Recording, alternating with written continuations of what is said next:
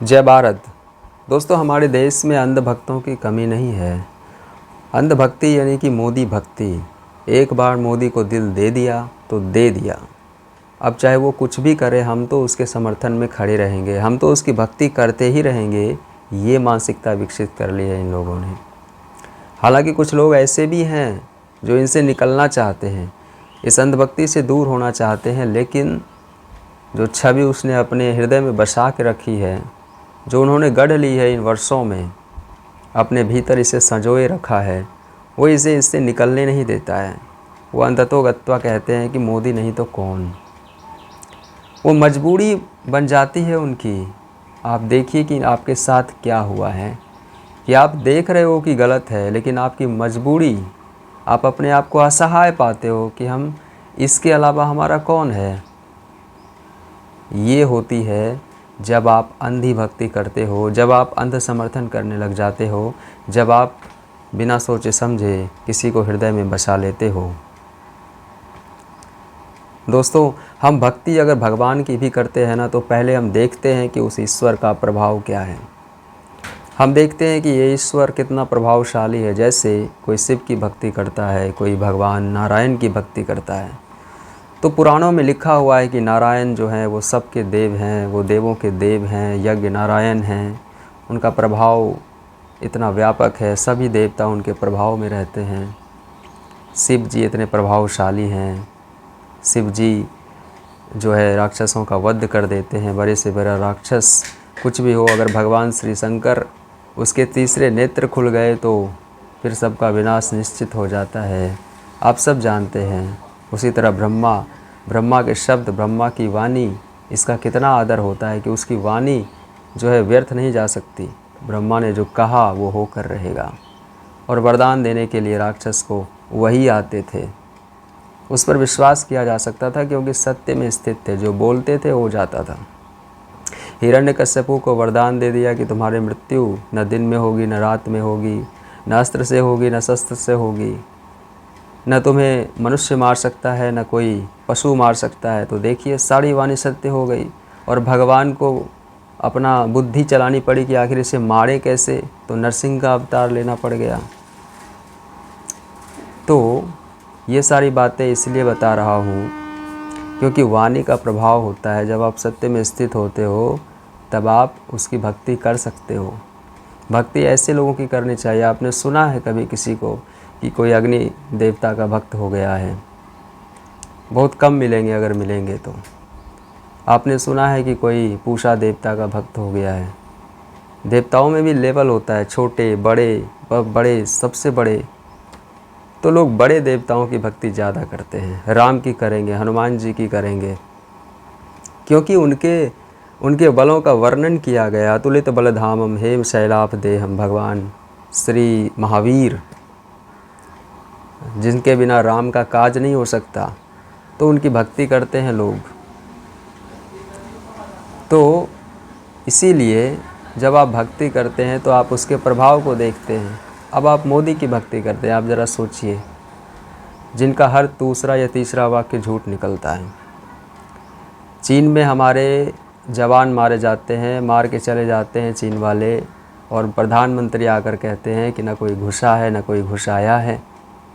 तो जब घुसा नहीं है तो जवान मरे कैसे? सरेआम झूठ बोलते हैं। चुनावों में कांग्रेस की घोषणा पत्र को लेकर उन्होंने कितना झूठ बोला।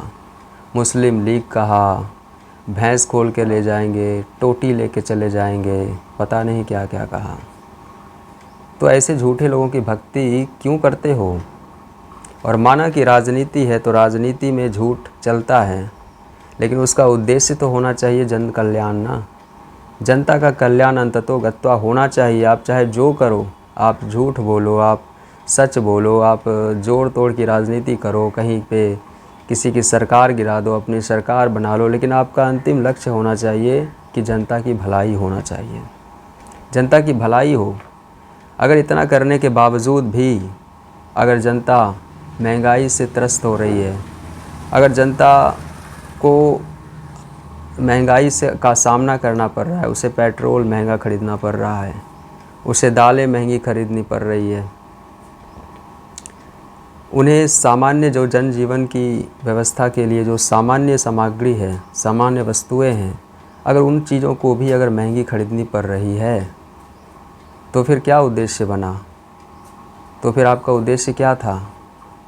आपका उद्देश्य जन कल्याण नहीं था। आपने केवल मित्रों का भला किया है, अडानी अंबानी को लाभ पहुंचाया है। आपकी नीतियां ऐसी है कि आपने केवल पूंजीपतियों को लाभ पहुंचाया है, गरीबों को आपने बिल्कुल अनदेखा किया। किसान मर रहे हैं, हर घंटे 2 किसान मर रहे हैं, इसका कौन जिम्मेदार है? सरकार पूंजीपतियों की पैसे तो माफ़ करती है, किसानों के नहीं करती है। युवा आत्महत्या कर रहे हैं, हर घंटे एक युवा आत्महत्या कर रहा है, इसका दोषी कौन है? सरकार की नीतियाँ। आपका उद्देश्य जन कल्याण होगा तभी आप इस देश की जनता के लिए अच्छे साबित हो सकते हैं। उद्देश्य जन कल्याण है नहीं, उद्देश्य तो मित्र कल्याण है, लेकिन आप उसकी भक्ति किए जा रहे हो, अंधभक्ति किए जा रहे हो। ये कैसी अंधभक्ति है? चाहे भूचाल ला दो, चाहे आप अकाल ला दो, लेकिन आपका उद्देश्य अगर जन कल्याण है तो फिर आपको उस आदमी की भक्ति अगर आप करते हैं तो भी ठीक है, लेकिन झूठे लोगों की भक्ति क्यों करना है? झूठे लोगों की भक्ति क्यों करना है? अभी अगर आप अयोध्या हार गए हो तो आप अयोध्या वासियों को गाली दोगे, अयोध्या वासियों को भला बुरा कहोगे। उनको अगर आप जाकर देखे होते, आपने देखा कि वो कैसे रह रहे हैं। आपने देखा कि अयोध्या में मंदिर निर्माण के बाद जो रामपथ का निर्माण किया गया, वहाँ पर कितने लोगों को विस्थापित किया गया, गरीबों को हटा दिया गया वहाँ से। उनको मुआवजा लेने के लिए दर दर की ठोकरें खानी पड़ रही है, उन्हें उचित मुआवजा नहीं दिया गया। तो गुस्सा था वो, तो उसे हराया गया, उसे वोट नहीं दिया, तो आप उसे गालियाँ दोगे। ये जनतंत्र है, कोई हारेगा कोई जीतेगा। लेकिन भक्ति को ऐसी ठेस पहुंच गई कि भाई राम मंदिर बनवाया और अयोध्या में, और हमारे भगवान मोदी को हरा दिया, तो लगे गालियां देने। राम से बड़े हो गए मोदी उसके लिए।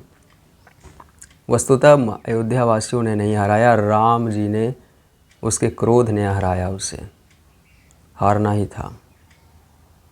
तो आप अप्रत्यक्ष रूप से राम जी को गाली दे रहे हो, आप अयोध्या वासियों को गाली नहीं दे रहे, क्योंकि धाम और धामी में अंतर नहीं होता है। तो ऐसी भक्ति क्या करनी है? जब हम भगवान की भक्ति करते हैं तब हम जांच परख के करते हैं। तो आप जब एक मनुष्य की भक्ति कर रहे हो तो आप उसका चरित्र नहीं देख रहे हो, आप उसके आचरण नहीं देख रहे हो कि वह व्यक्ति करता क्या है, बोलता क्या है, करता क्या है। जो बोलता है उसके अगले ही पल ठीक उसके विपरीत उनका आचरण होता है। ऐसे लोगों पर विश्वास किया जा सकता है भला?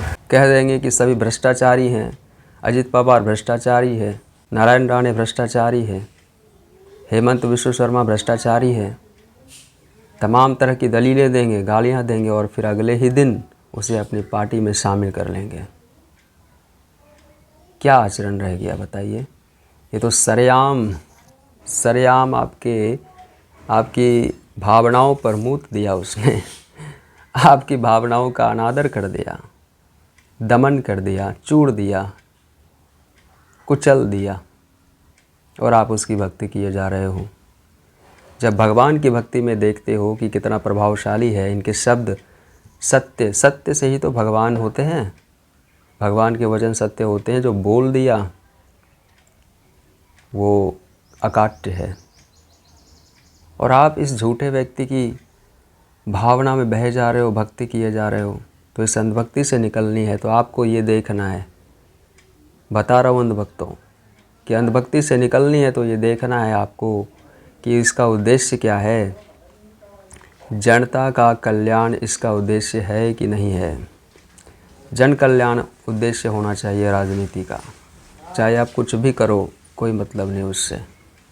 लेकिन अगर आप अंततोगत्वा जन कल्याण नहीं कर रहे हो, केवल मित्र कल्याण कर रहे हो, आप अपने स्वार्थ में, अपनी कुर्सी के लिए, अपने शासन के लिए आप जो न सो कर रहे हो, जनता को चाहे वो मर जाए लेकिन हमको वोट तो दे दे।